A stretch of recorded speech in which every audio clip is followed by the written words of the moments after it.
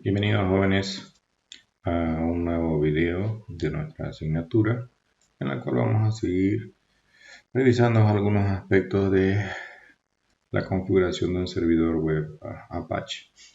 En la sesión previa hemos visto un poco de cómo configurar algunos hosts virtuales, aparte del que ya viene por defecto, y solo lo habíamos hecho desde la habilitación del host virtual para utilizarlo a través del protocolo HTTP.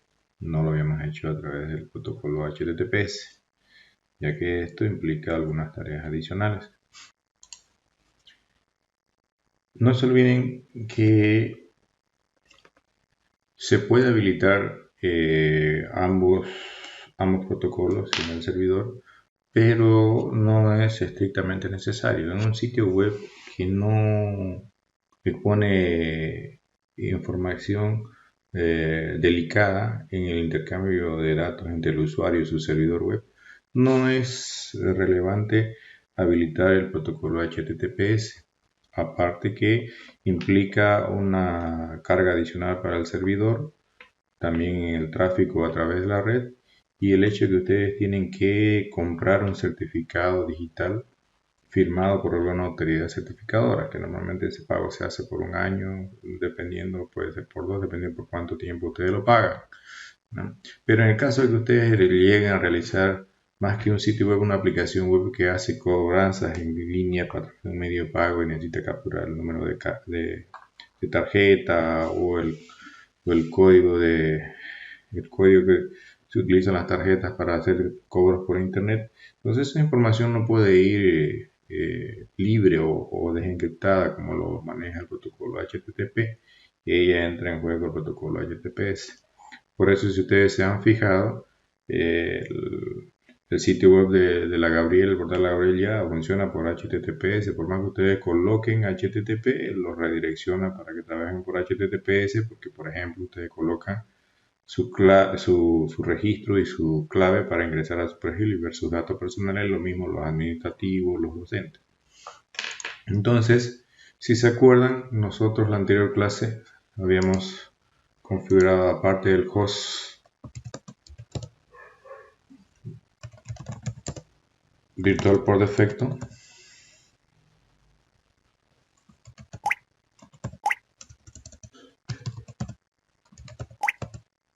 que si no se acuerdan, en mi caso como ejemplo yo puse uno de los nombres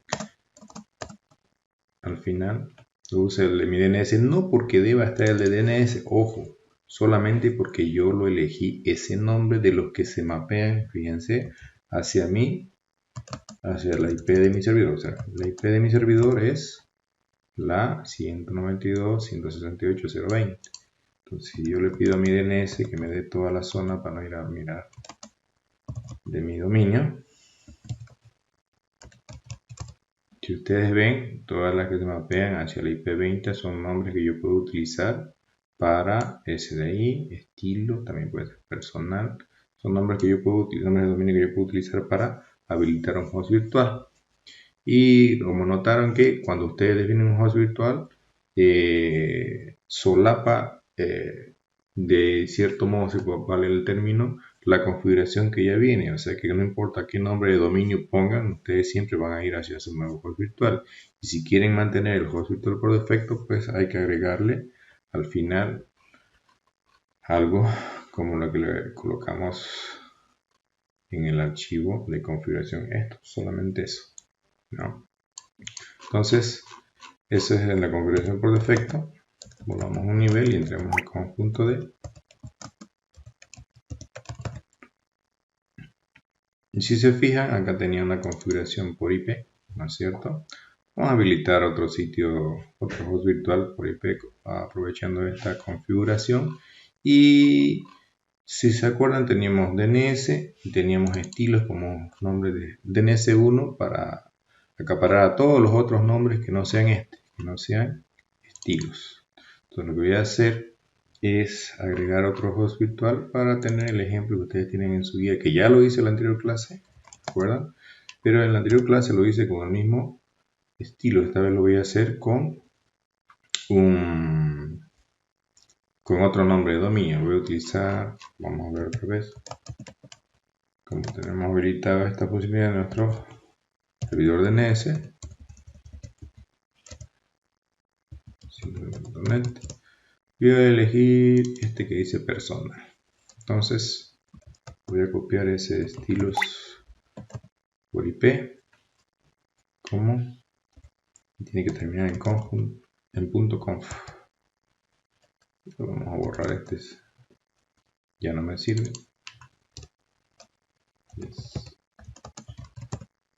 Ok, personal, ya existe esto en el DNS Global. Lo que no existe es este directorio. Voy a crear luego.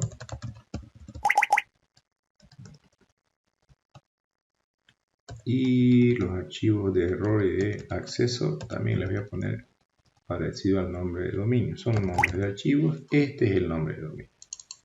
Los otros pueden llamarse lo que ustedes quieran, ¿no? Puede ser cualquier directorio mientras aquí y aquí coincida y tenga el contexto y los accesos necesarios para que Apache pueda acceder. Entonces me voy a ir a SDB y aquí solamente tengo estilos.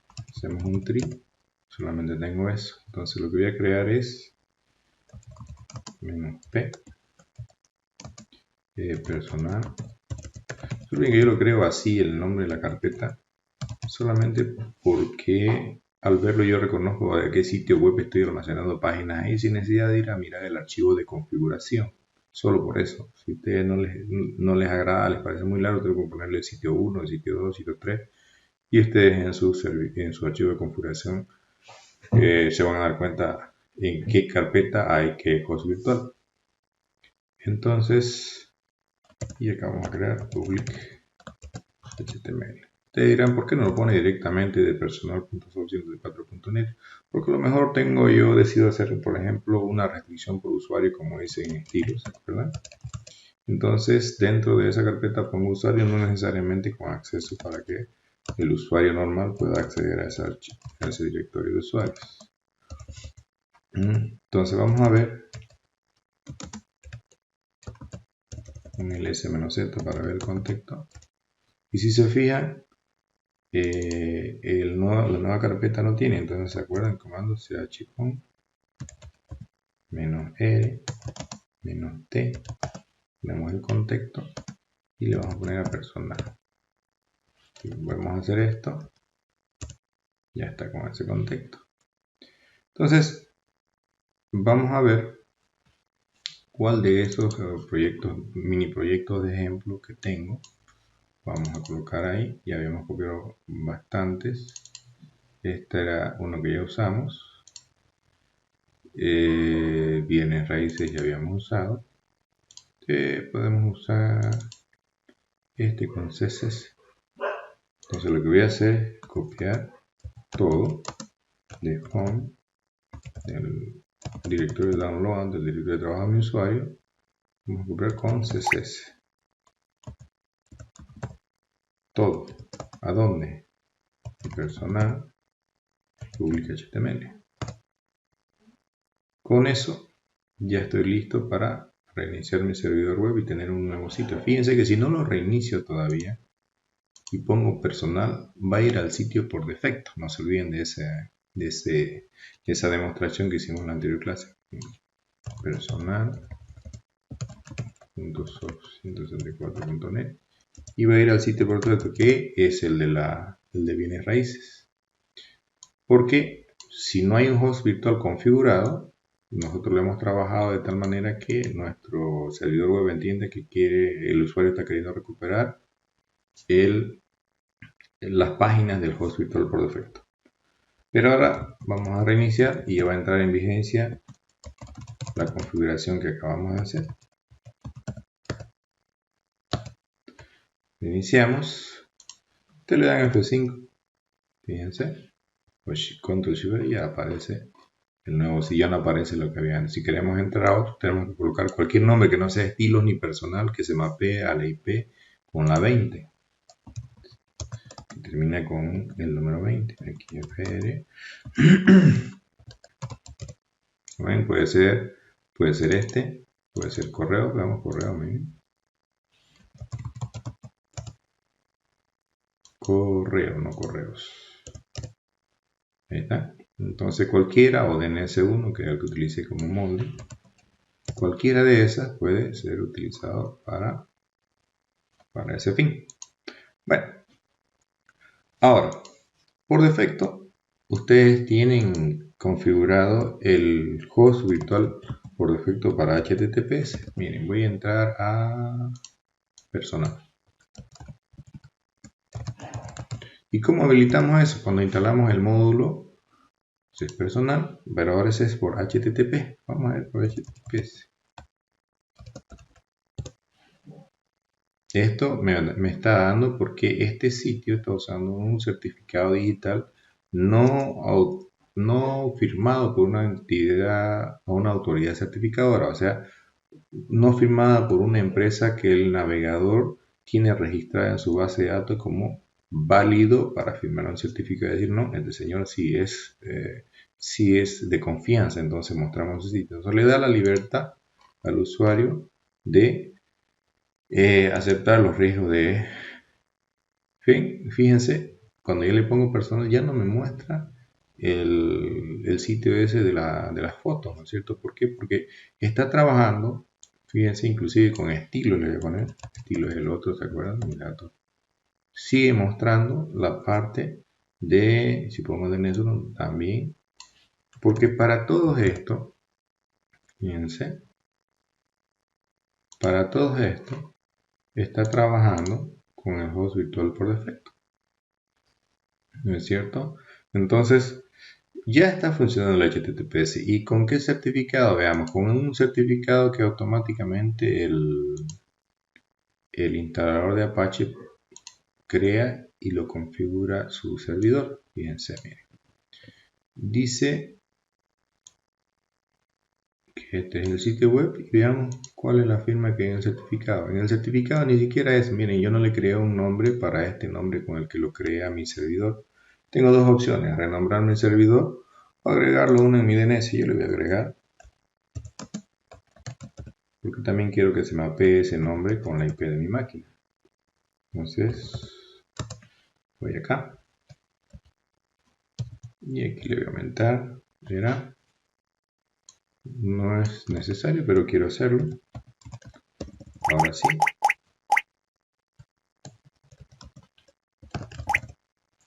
Reinicio del servidor.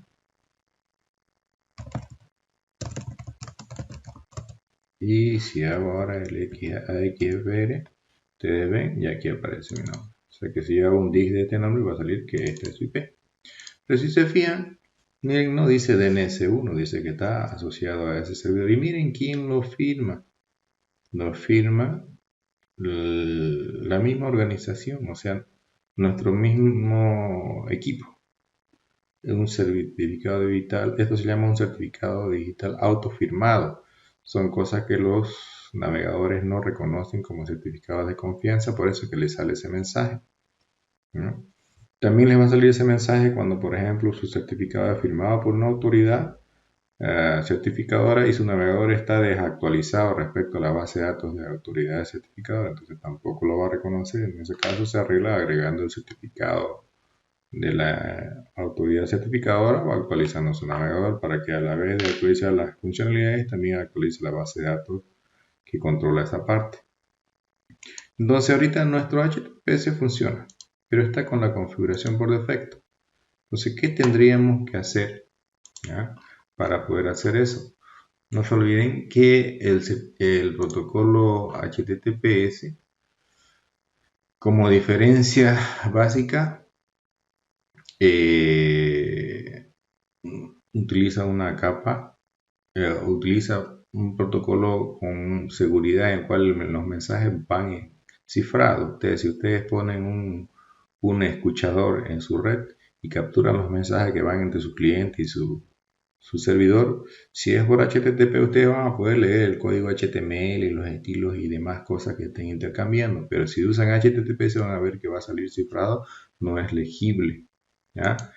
Entonces, para poder hacer esa configuración, es más, no usar el certificado digital que estamos usando, lo que vamos a utilizar es una herramienta que se llama OpenSSL, que ya viene instalada en su CentOS.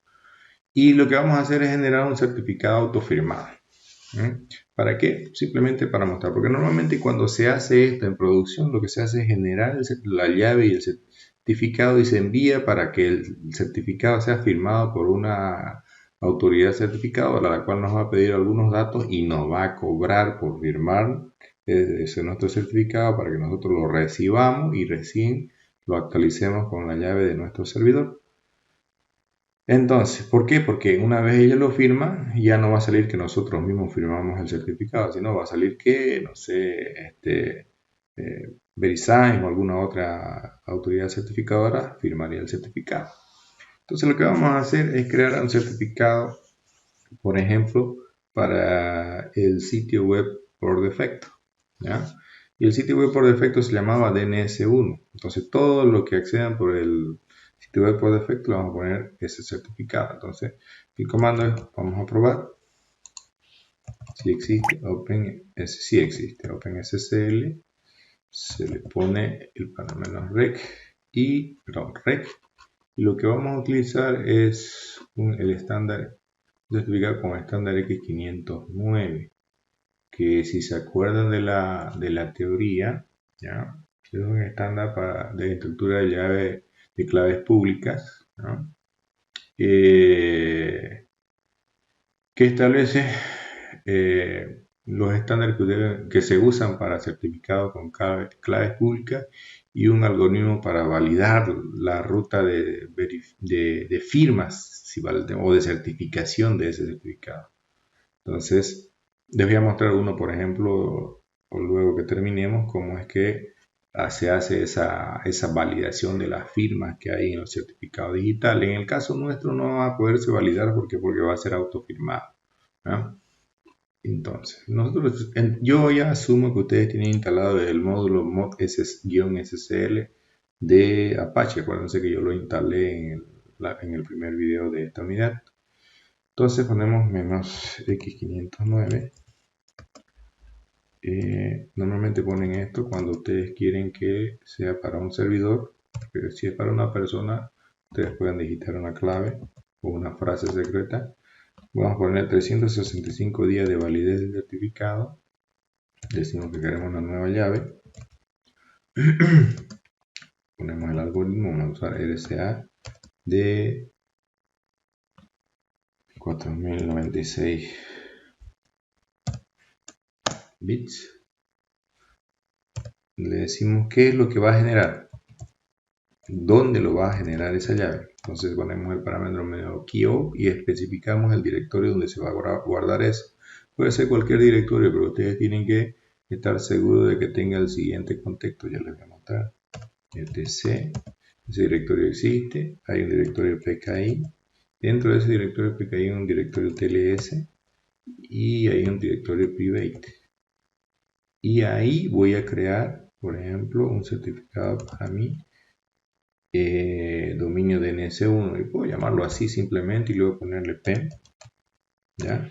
Pero yo normalmente no lo nombro así, lo nombro directamente también con el nombre de dominio, que es soap164.net, y recién le pongo la extensión PEM. O sea que el nombre de mi archivo, si estuviéramos trabajando en Windows, sería dns1.soap164.net y su extensión sería .pen. Entonces luego le decimos cuál es el certificado que va a generar. Fíjense, el primero es la llave, el segundo es el certificado. Y ahí colocamos etc pki más pki, y dentro de pki no se olviden el directorio tls, y dentro de tls hay otro directorio no private. Fíjense acá, por favor no vayan a confundir. Aquí normalmente se colocan las llaves y aquí se colocan los certificados, ¿ya? No es que sea una regla, se aconseja que sea así. Entonces puede ser que ustedes cometan el error de llamarlo igual que este, exactamente igual, y si lo ponen en el mismo directorio, así por ejemplo sería, ahí no habría problema porque están en directorio diferente, pero si estuvieran en el mismo private se van a solapar. Entonces yo por eso normalmente al uno le pongo extensión PEM y al otro le pongo CRT o 0 o algo parecido. Entonces vamos a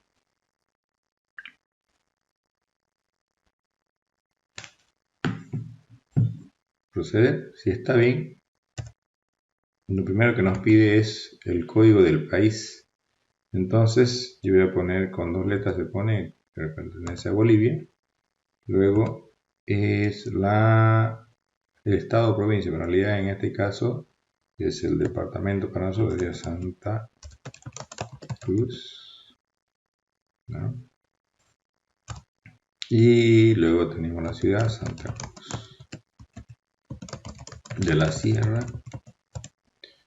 Y yo me voy a inventar la empresa, no sé, servicios de desarrollo. Y en la unidad pueden ponerle, yo le voy a poner producción, pueden ponerle desarrollo, lo que ustedes quieran. Eviten, al menos en esta consola, usar acento porque les va a salir caracteres raros al momento de desplegar la información.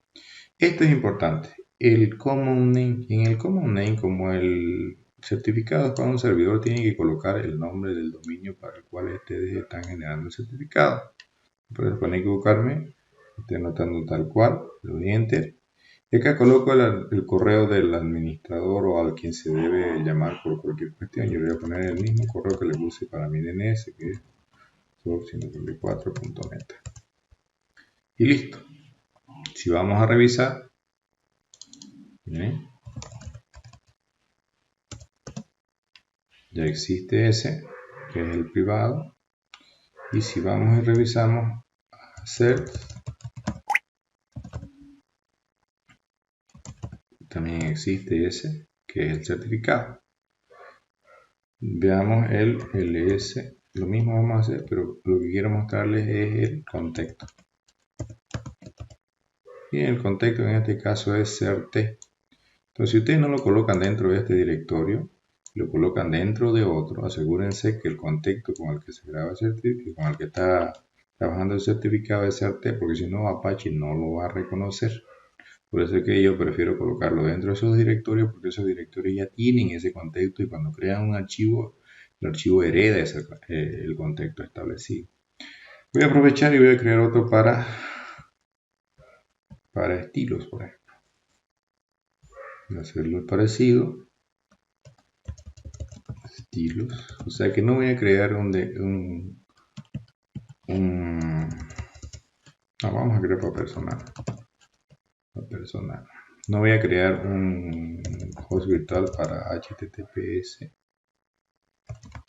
para el dominio estilo. O sea que ese estilo va a seguir funcionando como si fuera el DNS1 con HTTPS. Veamos todo esto, casi lo mismo. País, departamento,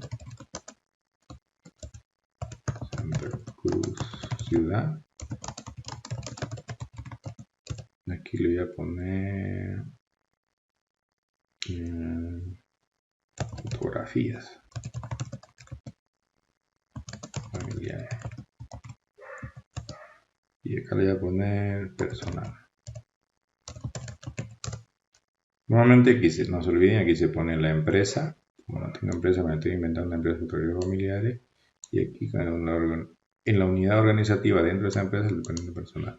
Y aquí coloco el dominio. Y el dominio para el cual se está creando el certificado es personal.source134.net. No se deben equivocar acá. Acá voy a poner el correo, que puede ser el mismo del otro. Entonces ya tengo mis dos llaves y mis dos certificados. Entonces lo que debo hacer ahora es proceder a crear nodos virtuales. Entonces vamos a ver el directorio de configuración, que es acá. Y acá tenemos, por ejemplo, este SSL. Entonces yo normalmente este SSL lo muevo con otro nombre. Lo vamos a dejar por ahora así. Solo lo voy a editar. Y vamos a buscar en este archivo la parte donde carga los certificados. Entonces, y acá está. Entonces, si se fijan, acá está cargando el certificado. Pero yo voy a cargar el de dns1.soft54.net. Ya no quiero que use el certificado que generó el reinstalar. Y tampoco quiero que use la llave que generó al instalar. Voy a poner dns1.soft54.net.pem. Le puse, no, pude haberle puesto punto aquí también. Entonces, si yo reinicio esto solamente con eso, y ya van a ver que cuando cargue este, observen con qué sale, ¿no? No, para que recuerden, voy a ver el certificado que dice, fíjense, ¿no es cierto? Ahora lo voy a reiniciar.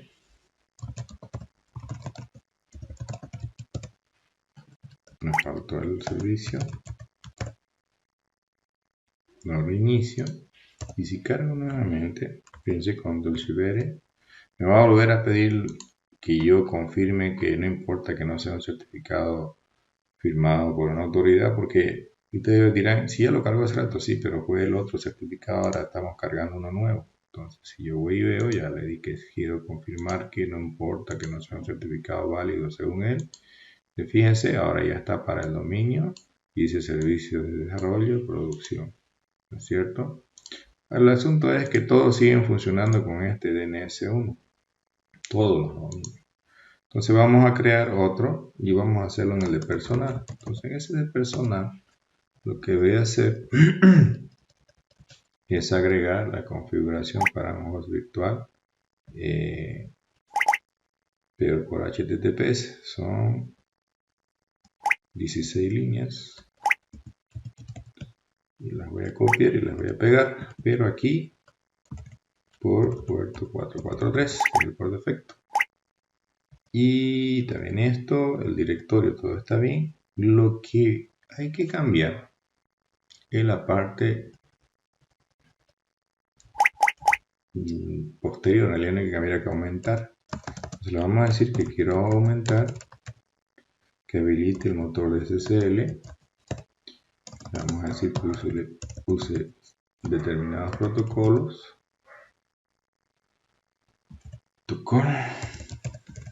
Y que use todo menos la versión 2 de SSL, que ya no se usa mucho. Ahí vamos a decirle que use la suite de cifrado SH suite. Vamos a ponerle esta de acá.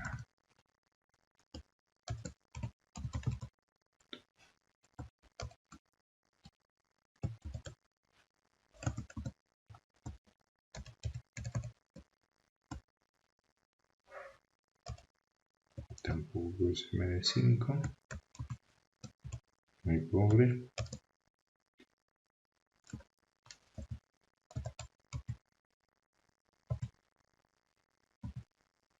Y si no quieren darse el trabajo de escribir esto, fíjense, les voy a mostrar de dónde lo pueden copiar. Está en el archivo que hemos editado antes. Vamos a usar ese mismo.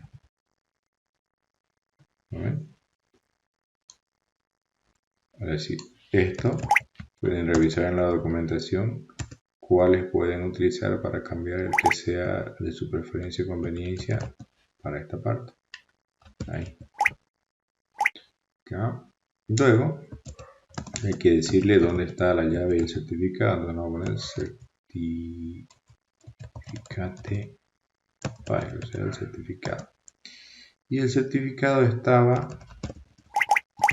como acabamos de hacerlo, veamos en history. Y este para personal, entonces vamos a hacer este.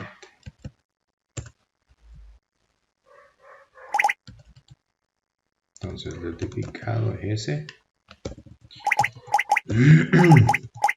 Y la llave se pone certificate key file.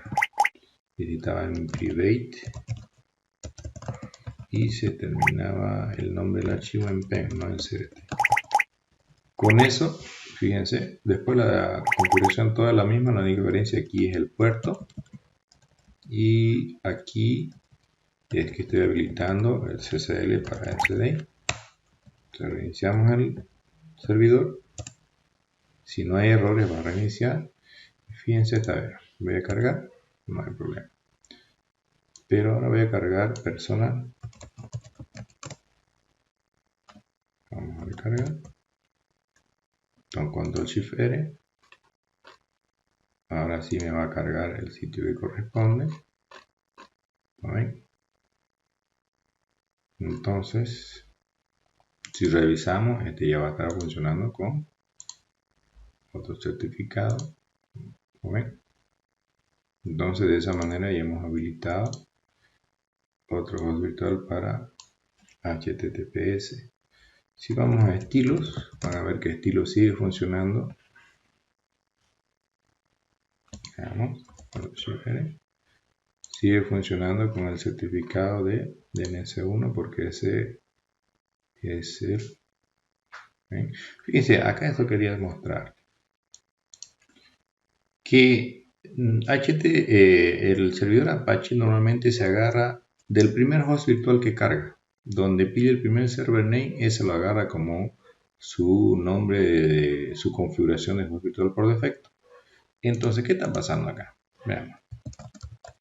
Si ustedes ven, en orden está cargando primero este, luego este, luego este y luego este.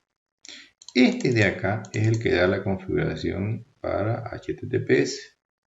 Pero este también tiene, entonces él está tomando lo de este de acá como su configuración de host virtual por defecto para HTTPS. Normalmente lo que yo hago para salvar ese problema, lo muevo el SSL con, por ejemplo, 000-ssl.com para que sea el primero que se cargue. Y luego, fíjense, ya no va a ver, está renombrado y aparece de primero. Y luego voy y busco, dice server. Y me lo voy a copiar esto. Y acá le cambio.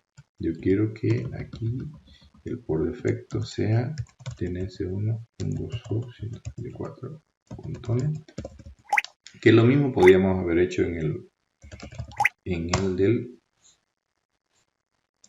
puerto 80. Entonces si yo lo reinicio, vamos a reiniciar,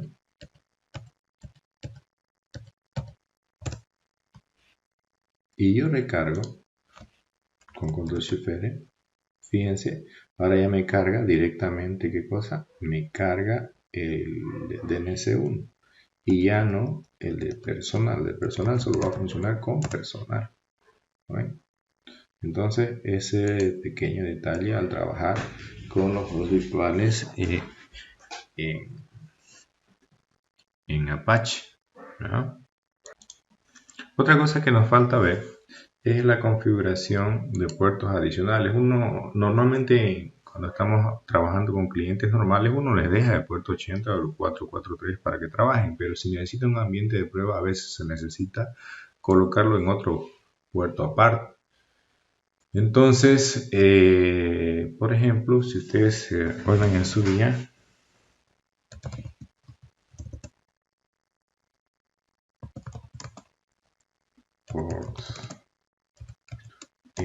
y veamos HTTP. No hay nada acá. Me equivoqué aquí. Pero ven, si se fijan, esos son los puertos que actualmente, en teoría, miren, el 80, 81, 443, que están permitidos para trabajar desde el C-Linux, o que C-Linux permite a Apache utilizar como host virtual, como puertos para hosts virtuales. Pero ¿qué pasa si ustedes quieren habilitar otro? ¿Ya? Otro que no sea alguno de esos. Entonces, antes de poder hacer toda la configuración, lo que tienen que hacer ustedes es habilitarlo en su C-Linux y luego en el firewall ese puerto. Entonces, por ejemplo, y voy a hacer otra prueba más, netstat -atún. Voy a buscar si no hay, por ejemplo, yo voy a habilitar el 4500. Fíjense, no aparece y allá arriba tampoco, entonces ese lo voy a habilitar. Entonces, ¿qué voy a hacer? Manage port menos A menos T HTTP por T y le ponemos menos P TCP y el puerto que yo quiero 4500. Si volvemos, fíjense, dice ya está definido, dice. Entonces se está utilizando para otra cosa. Revisemos a ver. Se manage por menos A menos T menos HTTP por T menos P TCP. Probemos otro.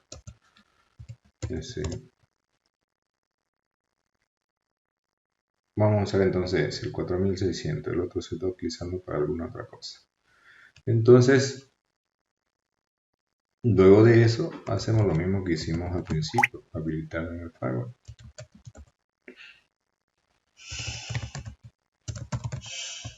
Menos permanent, menos zone public,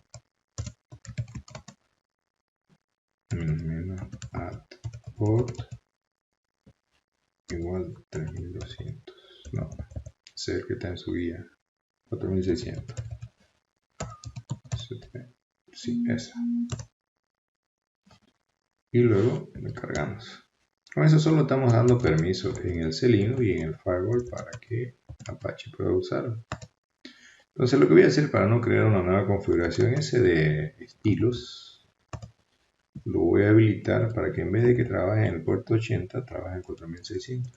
Nada más. Luego lo inicio. Observen que salía cuando coloco estilos acá, ¿no? ¿Bien? Por HTTP, porque el HTTPS está habilitado con la configuración global. Sale eso. Entonces, ¿bien?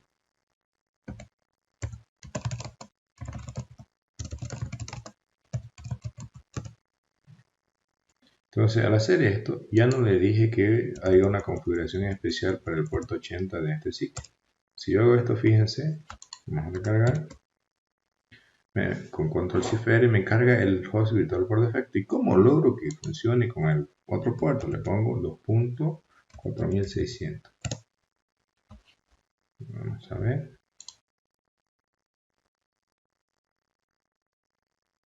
Por favor, una cuenta, veamos. Ya.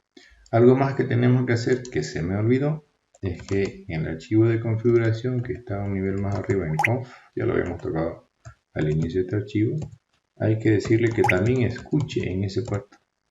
Si ustedes buscan listen, fíjense, solo está usando el 80, entonces le voy a decir para HTTP, ¿no?, que utilice el 4600. Eso hace que habilite el puerto y luego configura el host virtual. Entonces reiniciamos y ahora sí probemos. Ven, ¿se acuerdan que estaba restringido por usuario? Estudiante, contraseña, y accedo a ese host, ya no accedo al otro. Entonces esa es la forma de habilitar hosts virtuales con puertos que no sean el por defecto para HTTP y lo mismo para HTTPS. La única diferencia es que si quisieran que fuera para HTTPS lo tienen que habilitar. Bueno, yo ya le renombré este archivo aquí. Tendría que comentarle listen, el puerto y HTTPS. Y en la configuración de su host virtual para HTTPS, en vez de poner 443, tendría que poner el puerto que ustedes quieren. Por ejemplo, en mi caso, 4600.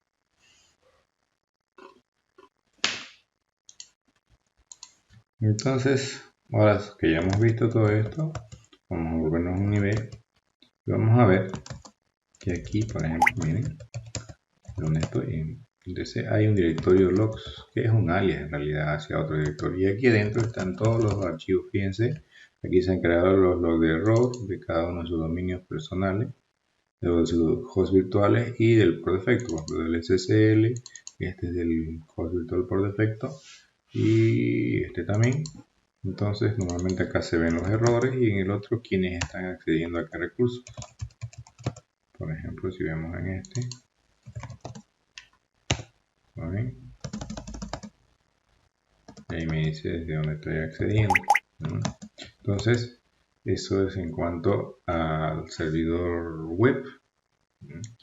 No se olviden que este servidor web es bastante moldeable, inclusive se lo puede utilizar como proxy, tanto como proxy reverso como proxy forward. ¿Ah? Es bastante flexible.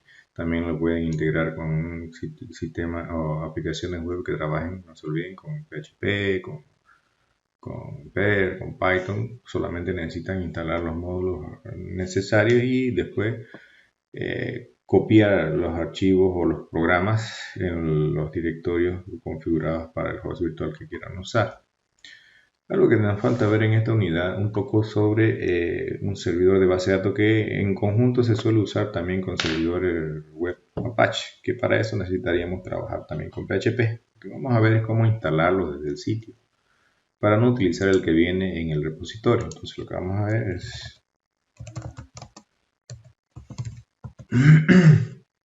colocar download MariaDB, vamos a entrar al sitio y vamos a utilizar, acá no es, que veamos,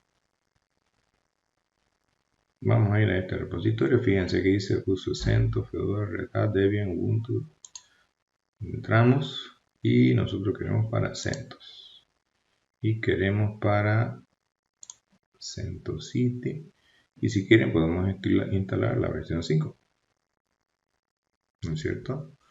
10.5, perdón.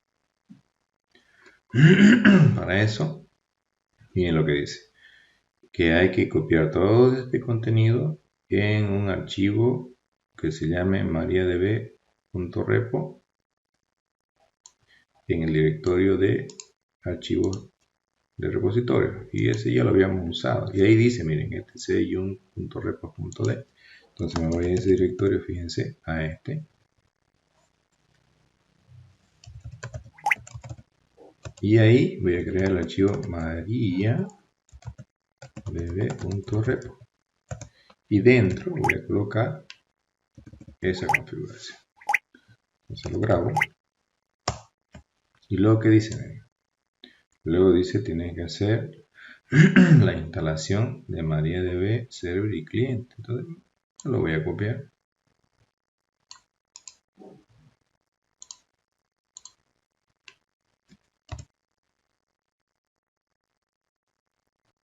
Esperamos que realice la instalación.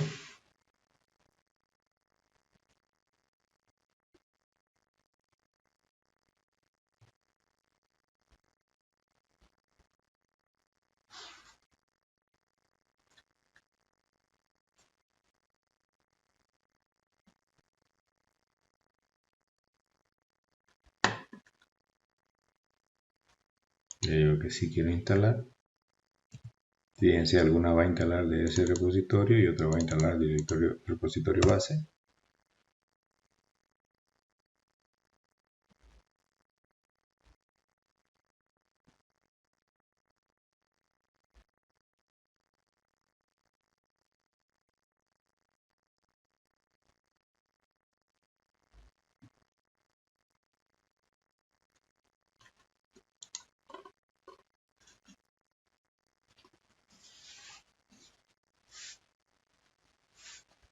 Esperamos que termine la instalación.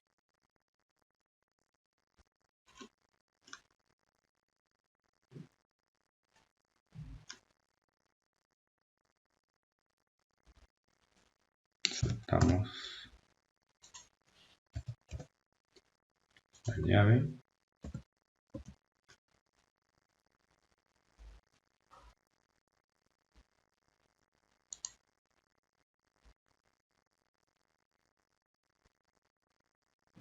Para que proceda a instalar, la otra es hora de descarga.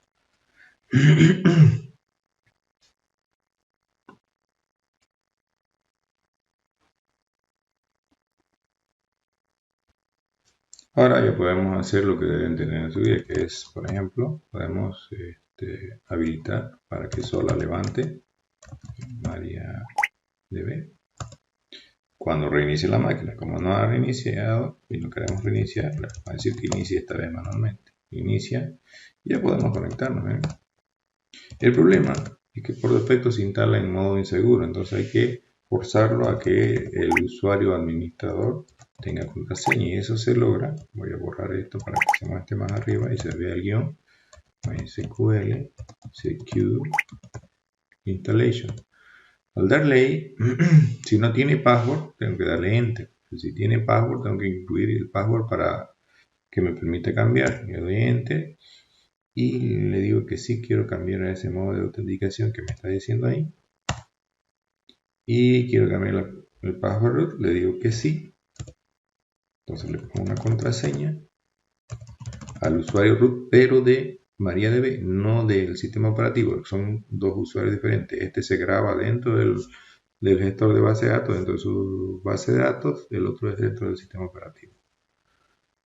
Remover usuarios anónimos, le voy a decir que sí, no quiero tener usuarios anónimos. Quiero habilitar el root para acceder desde otras máquinas, sí, es lo aconsejable. Quiero remover la base de prueba, sí, vamos a quitar la base de prueba y que recargue todos estos permisos. Y ya está. Entonces yo trato de acceder de nuevo ahí. Vamos a ver.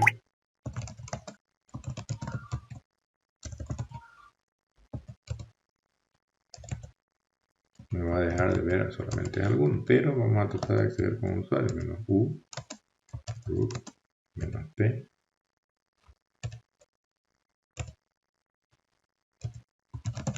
Accedo y ahora accedo como root.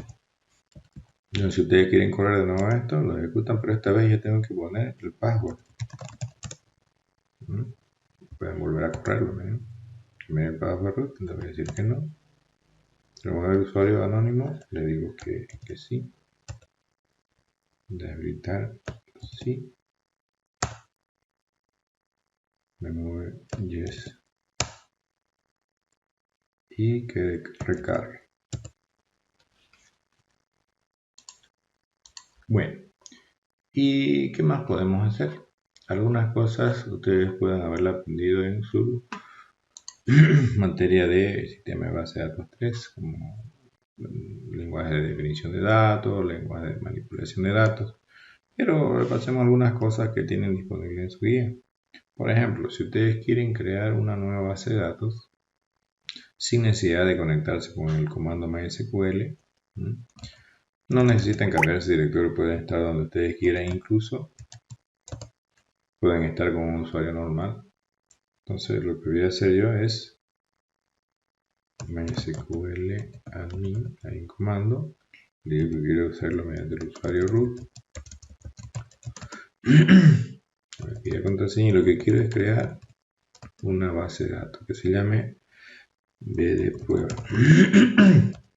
No necesito poner punto y coma, me va a pedir la contraseña, ese acceso denegado.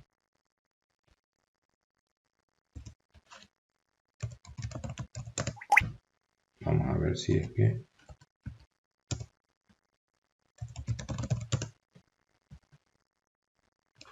veamos.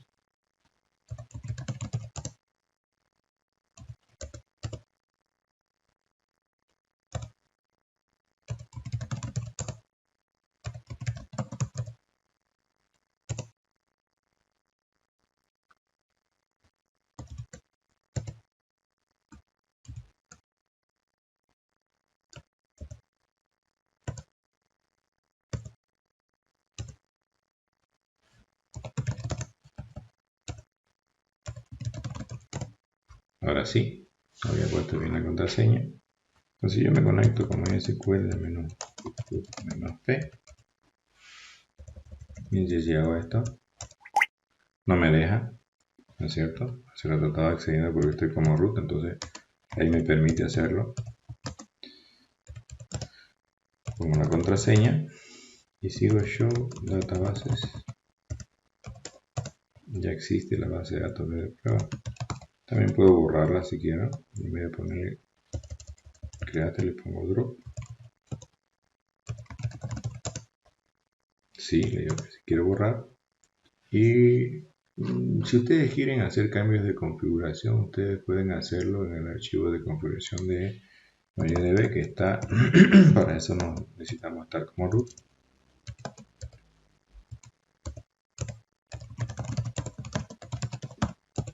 y este se llama my.cnf.